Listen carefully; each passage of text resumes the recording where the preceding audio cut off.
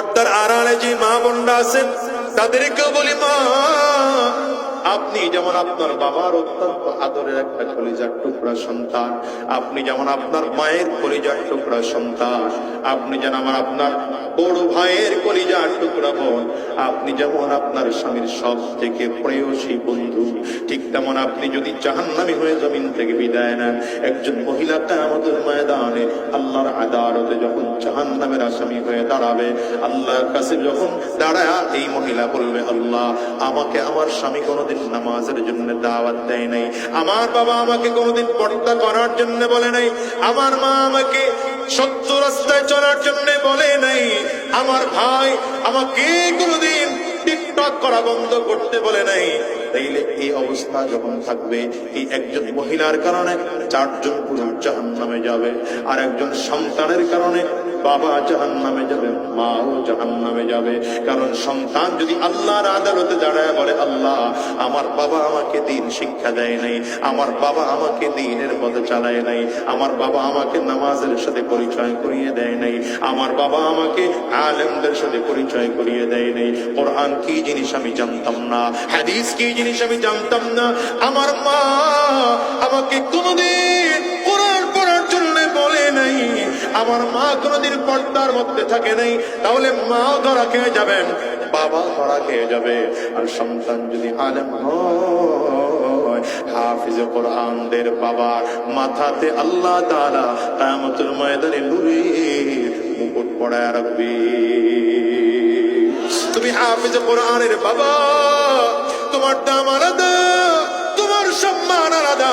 এই জন্য বলে যাই, সাবধান, এই দুনিয়াতে কয়দিন বাঁচবেন বলেন?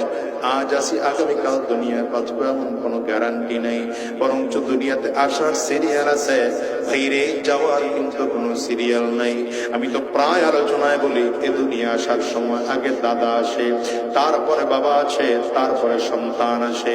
যাওয়ার সময় এমনও হয় দাদা দুনিয়া থাকে, নাতি জমিন থেকে বিদায় হয়, বাবা দুনিয়া থাকে, সন্তান জমিন থেকে বিদায় হয়।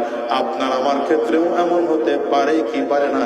চিল্লায় আওয়াজ করে বলে, যদি ব্যাপারটা এমনই হয়, আজকের ময়দান থেকেও আদা করে বের হওয়ার, নিজে দিন শিখবো, সন্তানকেও দিন শিখাবো, নিজে জাহান্নামের আগুন থেকে বাঁচবো, পরিবারকেও জাহান্নামের আগুন থেকে বাঁচাবো, নিজেও ইসলামের পথে চলবো, পরিবারকেও ইসলামের পথে চালাবো, নিজেও জাহান্নাম থেকে বাঁচবো, আমার বিবিকে, আমার সন্তানকে, আমার ছেলেটাকে, আমার মেয়েটাকে জাহান্নাম থেকে বাঁচানোর জন্য চেষ্টা ফিকির মেহনত করব। আর গোটা জমিনে আল্লাহর দ্বীন কায়েম করার জন্য, আল্লাহর দ্বীন জিন্দা করার জন্য চেষ্টা করব। কারা কারা তৈয়ার আছে? 2টা হাত উঁচা করে আল্লাহকে দেখা।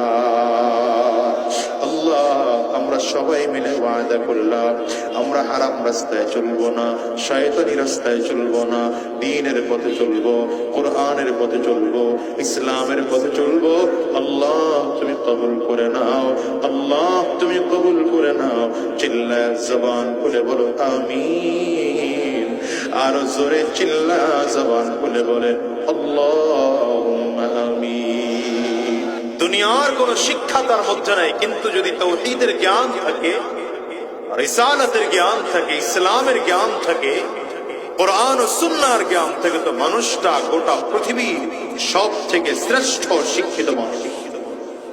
এর বাস্তব উদাহরণ দেওয়া যায়, আমার আপনার নবী সরওয়ারে দু আলম আহমদ মুজতবা মুহাম্মদ মুস্তাফা, জোরে বলতে হবে সাল্লাল্লাহু আলাইহি ওয়াসাল্লাম। আমার নবীর কোন উস্তাদ দুনিয়াতে নেই।